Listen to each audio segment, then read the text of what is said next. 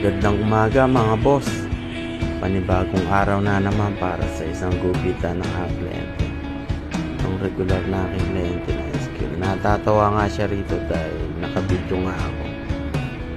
Nagtatawanan siya ng girlfriend niya. Dito sa gupit nga pala nito, ang ginugupit ko lagi dito ay 2 media 1 dahil lagi ito yung request ng aking kliyente na to.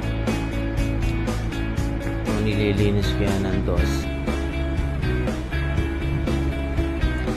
para malapat ko yung mga kanto ng buhok niya, tapos 2 media para malinis yung gilid pumantay para nagbe-blend siya. Tapos pagkayari niya, gagamitin ko ay 1 na dahil ayaw niyang upod na 0 ang gilid dahil di bagay sa kanya dahil medyo may parang laman na umbok, may bantang tenga niya kaya hindi talaga inuupod. Dito nililinis ko yan para may abang siya pag nag-blade na ako, malinis na agad para may guide na talaga ako bago ko siya i-blade.